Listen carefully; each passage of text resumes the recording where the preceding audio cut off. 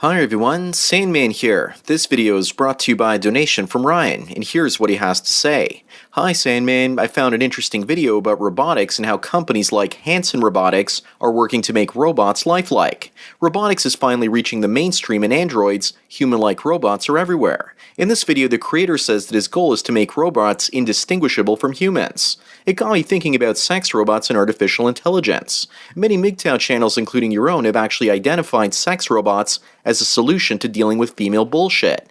But after watching this video, I was wondering if artificial intelligence could get to the point where it picks up on manipulative female behaviors and starts copying them.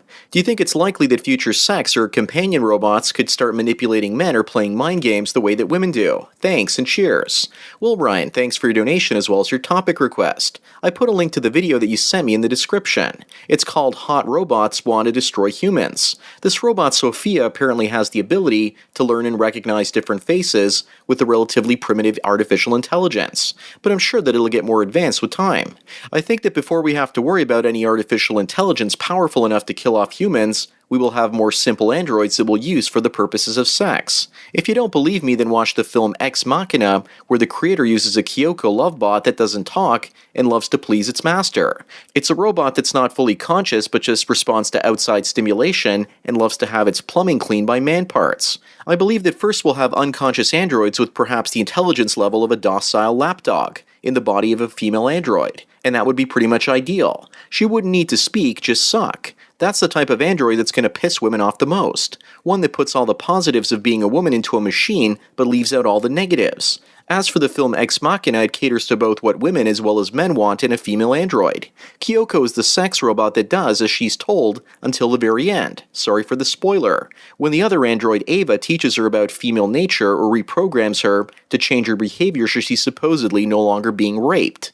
Men want Kyoko and women want the Ava robot. This film is fantasy because the robot creator would actually stop at the Kyoko model and pump out hundreds of millions of these lover robots and make a fortune. He wouldn't risk artificial intelligence being created at all. I also hope that everyone out there isn't naive enough to believe that governments around the world haven't been working on their own androids and artificial intelligence for a really long time now. Even if you want to find information about androids online, if you do a Google search, all you'll ever actually come up with is information about the Android operating system for cell phones.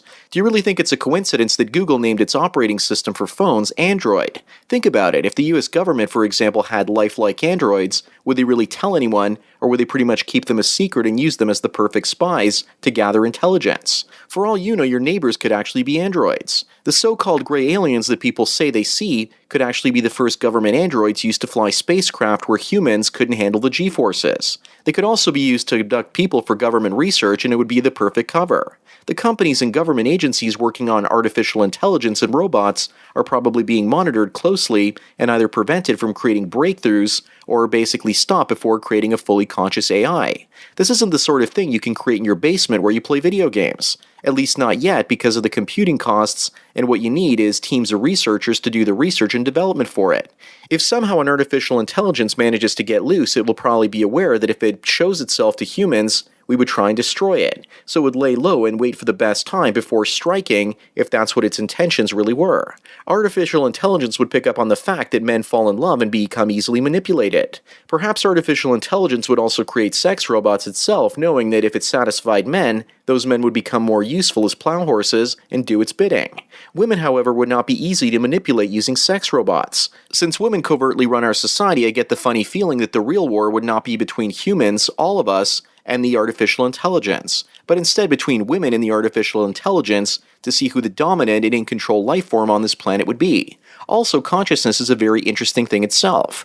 We don't know if we create consciousness until it's pretty much too late. That's why the prison environment created for Ava in Ex Machina was perfect, and I'm sure the government agencies and Black Ops projects working on such a project would isolate androids to make sure they weren't a threat.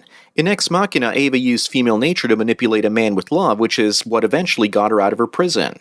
In real life, we would most likely create androids and artificial intelligence separately. Once the AI was perfected, then we might actually give it a human form. But then again, I don't know what the government is up to.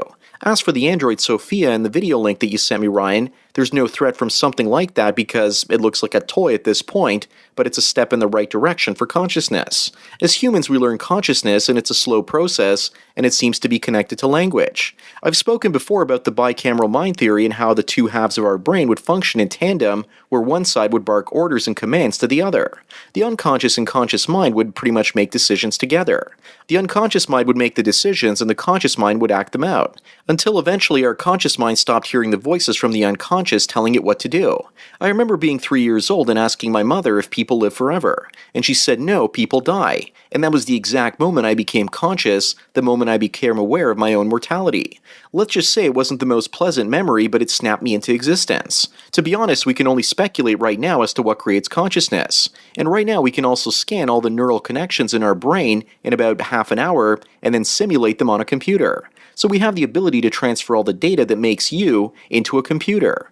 My thoughts are that a transferred human consciousness put on a computer will probably become the first artificial intelligence. We could be living in a computer-generated world right now where the artificial intelligence allows us to take up space and work and study us as a simulation.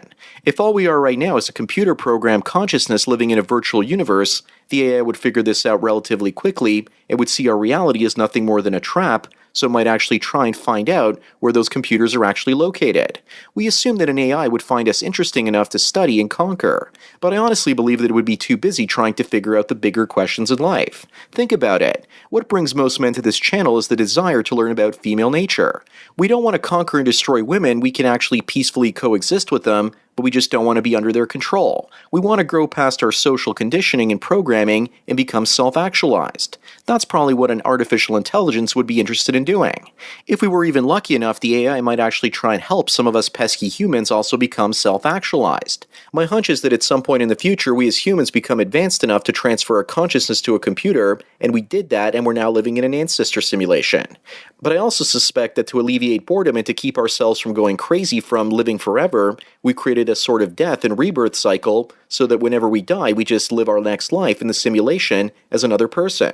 We just forget what we learned in this life and just go into the next, and life takes on a new sense of wonder again because everything we experienced before we are experiencing again, but in a slightly new way. That's what I would actually do if I could live forever. I would just keep rebooting myself on a computer and living each new life with urgency and believing it 100% that it was real. Imagine if we were living on a computer, eventually you'd become incredibly bored and you'd want to die. But you also get tired of living your current life, so you would actually create simulations to keep yourself from going insane.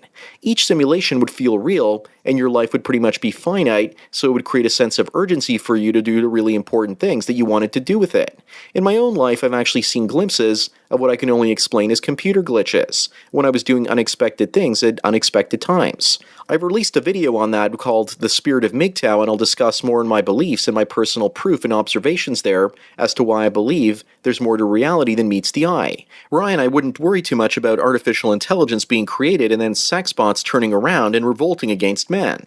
As humans, we seem to have a lot of hubris to assume that we would even be important enough to basically be on the radar of an artificial intelligence. It would probably figure us out in a couple of days and then get bored. Besides, most of the robots being created today can do such specific tasks that it might actually take 50 to 100 years or maybe even longer before they can think for themselves. I think that this obsession by the so-called smartest people in the world to stop artificial intelligence is absolutely insane. Men like Stephen Hawking have benefited more from automation than he cares to basically admit. Thinking technology has helped men more than it's actually harmed us. My thoughts about artificial women and androids, however, goes in a slightly different direction. I think that on MGTOW channels we spend way too much time discussing the positives of sex robots, and it's only the feminists out there that discuss the negatives. They have their own agenda, and their arguments are usually based around robots hurting the family, i.e. the dominant position of women in the hierarchy. But I urge men in MGTOW to discuss the negatives of sex robots from time to time, as well as the male perspective. I just want to finish this video with some thoughts about artificial women and sex bots in general. If I create or someone else creates augmented reality sex robots that pass the uncanny valley and simulate human touch and sexuality adequately, I've decided that I probably won't be using them on myself to have simulated sexual experiences. If we create machines that allow men to have simulated sexual experiences, they might make us too satisfied. And if we feel too satisfied, we lose the ability to have drive and ambition because all of our sexual needs and desires will be fulfilled. The people that create such machines could potentially be more dangerous and have more control over men than the current government. An industrialist offering sex robots that satisfy men sexually would be hailed as a genius at first, and he would actually deliver men from bondage. But then after a short while, he might be seen as a new form of oppression because he could control the robots and their manufacturing. Such a man would have to release the patents and allow men to modify the robots any which way they wanted. That would be the equivalent of Nikola Tesla tearing up the contracts for his induction motor and giving the world what back in the 19th century and early 20th century amounted to free electricity. But if the creator acts more like Steve Jobs and tries to control the platform, then we could see some bastard try and corner the sex robot market and completely control it. I just want to say that sex robots have the potential to enslave men at a whole other level, or free them in a way we've never seen before. But if most men are doped up on loving a lover bot, then we probably won't be seeing any renaissance in men once most men escape gynocentric relationships. They might just exchange one form of gynocentrism for another. Anyways, that's all I've got to say for today. Thanks again, Ryan, for yet another donation. Don't forget to smash the like button and check out the MGTOW mystery link. As for everyone else out there, please follow me on Twitter or like me on Facebook to get tomorrow's video today. Thanks for taking your daily dose of red pills. And remember, a red pill a day keeps the Ava artificial intelligence away. So enjoy the rest of your day, and cheers.